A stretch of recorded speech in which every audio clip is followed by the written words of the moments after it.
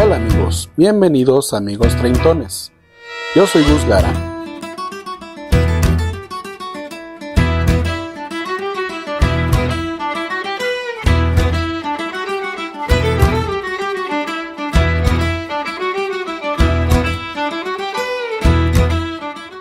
Hola amigos, bienvenidos a Amigos Treintones. Yo soy Gus Lara y el día de hoy hablaremos sobre la Colonia Dignidad, un paraje en Chile gobernado por los alemanes. Después de la Segunda Guerra Mundial, y cuyo líder de nombre Paul Schaefer hizo de todo con sus habitantes. Querer hablar sobre las atrocidades de los alemanes en la Segunda Guerra Mundial es hablar por horas de crueldades y actos desalmados. Todos hemos visto algún documental o escuchado en algún video o programa de televisión lo que fue de Europa en la época de la Segunda Guerra Mundial. Pero poco nos han contado sobre lo que vino después del fin de la guerra. Tras la victoria de los aliados, al derrocar a las potencias del eje, los alemanes sobrevivientes y escurridizos se esparcieron por todo el mundo en busca de evitar las duras penas de las que se les acusaba. Alemán que veían portando un uniforme militar, alemán que era visto como uno de los seguidores del hombre responsable de la caída de Berlín. El 30 de abril de 1945, el destino favorito de muchos de estos hombres fue Latinoamérica. E incluso existe una teoría de que habla de que Adolf nunca se quitó la vida y logró huir hacia Argentina. Pero pues estos son solo rumores y leyendas. Lo que sí es una realidad es que en Chile durante más de 36 años, uno de los líderes alemanes de perfil bajo logró escabullirse hasta tierras sudamericanas para asentarse en un pueblo y olvidar su pasado. Pero la Colonia Dignidad y el nombre de Paul Schaefer pasarían a la historia como sinónimo de terror. En 1961, un grupo de alemanes expatriados llegó a Chile con el fin de empezar una nueva vida. Alejada de la guerra, al llegar eligieron una zona árida en soledad y donde nadie pudiera encontrarlos. El cabeza de la operación era un rígido pastor de nombre Paul. Durante bastante tiempo se dieron a la tarea de construir, levantar las viviendas, sembrar y llenar de vida aquel lugar olvidado por Dios. Luego de mucho esfuerzo y dedicación, el lugar parecía haber triunfado, por lo que pasó a conocerse como la Colonia Dignidad. El éxito rotundo de la génesis de esta nueva vivienda comenzó a atraer público en general. Algunos querían comenzar su vida y otros estaban simplemente fascinados con la supuesta cordialidad de sus habitantes. Por lo que muy pocos vieron en su tiempo fue que en realidad todo estaba podrido desde adentro y aquella aldea no era más que un minicampo de lavado de cerebro y tratos inhumanos. Un adolescente llamado Wolfgang Nies fue el primero que logró escaparse del lugar y denunció abusos, maltratos y violencia inimaginable. Pero en aquel momento nadie le creyó y una vez que los alemanes lo volvieron a llevar a la colonia, lo golpearon y lo sometieron a tratamientos de electroshock para modificar su comportamiento, a pesar de que el lugar tenía ciertas denuncias o avisos de que algo raro estaba sucediendo. Ahí los reporteros, periodistas y fotógrafos no veían más que una comunidad unida, feliz y bastante próspera. Bajo esta máscara es que su líder logró avivar sus más oscuros demonios y llevar el infierno a la tierra, para todos los que ahí vivían. El problema fue que nadie creyó necesario investigar los orígenes de su fundador. De haber hecho esto, se hubieran llevado la sorpresa de saber que Paul era un alemán buscado por cometer crímenes de guerra y además era un individuo enfermo que tenía preferencias por los más jóvenes. Antes de llegar a Chile había intentado iniciar un orfanato en Alemania, pero 2 madres que vivían ahí lo acusaron de abusar de sus hijos, por lo que para escapar de las consecuencias tuvo que huir de Chile. Logró llegar a este país en el año del 61, con alrededor de 70 seguidores y varios niños tomados por la fuerza y privados de su libertad. Lo que nos hace sentir bastante tristeza por tanta impunidad que se vivía en esos momentos y por tanta influencia que tenía este tipo. Colonia Dignidad creció hasta tener 1 o 350 personas, de las cuales alrededor de 100 eran menores.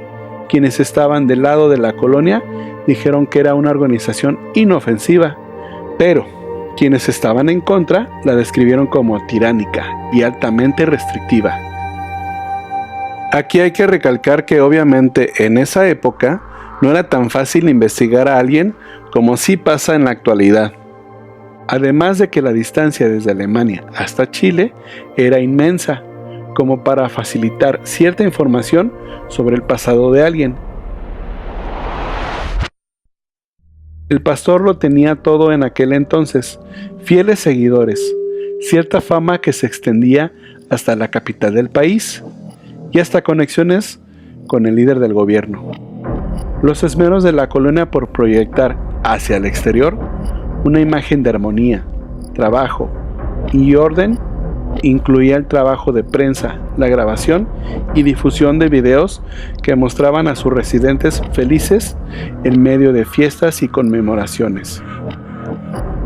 Los hombres dedicados a las tareas del campo, las mujeres y niñas bordando o preparando mantequilla, pero en realidad estaba creando robots humanos con sus habitantes, niños y niñas sonrientes, pero viviendo una verdadera pesadilla que no comprendían un adoctrinamiento masivo y cuyo fin parecía no tener fecha, pues escapar era una tarea complicada.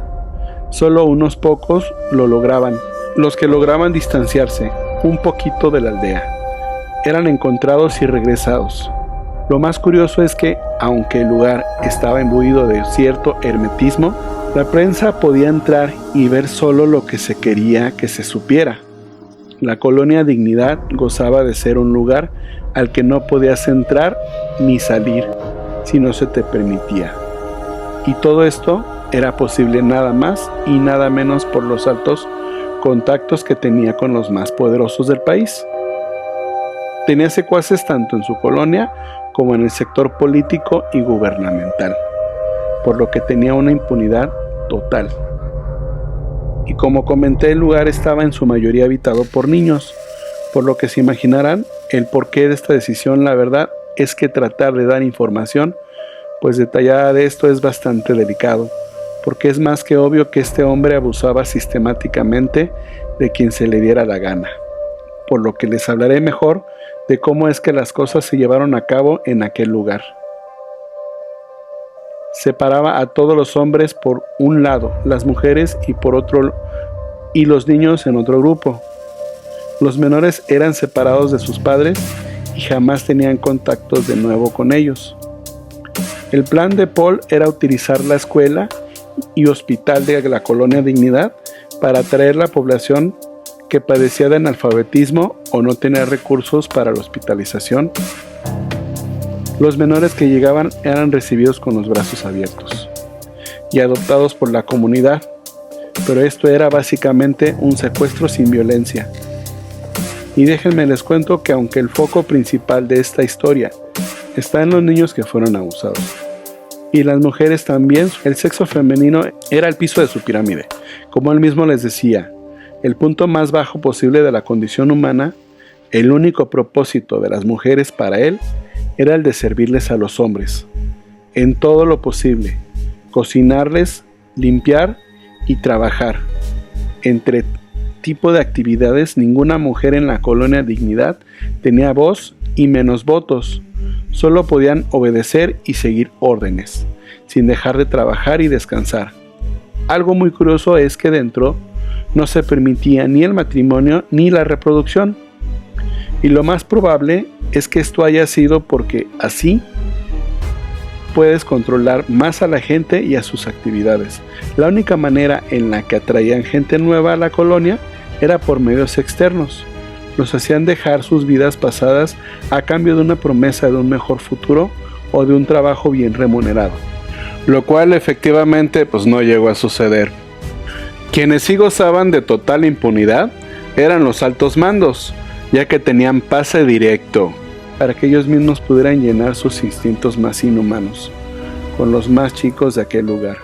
Así la colonia Dignidad se hizo de una fama importante en Chile, por lo que muy pocos veían o querían ver la cruda realidad de que esta tierra era un centro clandestino de detención al puro estilo de los oficiales alemanes en el apogeo del Tercer Reich durante el reinado de Paul. En la colonia Dignidad, más de 1000 personas desaparecidas, muchos de los cuales habían sido torturados hasta que les quitaron la vida. Uno de los casos más conocidos fue el de un estadounidense, Boris White Tyler, un profesor de matemáticas de la Universidad de Pensilvania. Esta persona de 43 años se evaporó de la faz de la Tierra cuando estaba haciendo una exploración en la frontera entre Chile y Argentina, a principios de enero del 85. Se presume que Boris fue privado de su libertad por algunos alemanes que circulaban en la zona y llevado a la colonia, en donde fue brutalmente despojado de la vida, pero fue así como después de tantos años de injusticias descaradas, todo comenzó a cambiar con el retorno de la democracia al país. Luego de años de la dictadura de Augusto Pinochet, la venta y compra de armas, la represión y las actividades clandestinas y la tortura sistemática fueron descubiertas.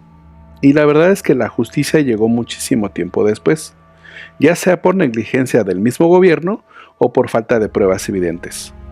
Pero lo peor de que se hayan tardado tanto en actuar resultó en que unos cuantos días de que el gobierno entrara a la colonia, Schaefer ya se había fugado, pero pues afortunadamente, dadas las circunstancias y la proximidad geográfica, descubrieron casi de inmediato que el líder de la colonia Dignidad muy probablemente se había fugado a Argentina, una tierra con una historia muy grande de extranjeros con deseos de empezar una nueva vida, y no fue hasta el año 2005 que las autoridades dieron con él en una localidad de bonaerense de Tortuguitas, y de este lugar fue extraditado y juzgado ya en el año 2006. Un tribunal chileno condenó a otros 26 miembros por abuso infantil, y en ese mismo año sería condenado a tan solo 20 años de prisión, debido a que ya era una persona de la tercera edad. Lamentablemente el pastor vivió una vida muy corta después de esto, y no pudo ser castigado como en realidad se lo merecía este enfermo. Falleció en el hospital de la penitenciaría de Santiago de Chile el 24 de abril del año 2010.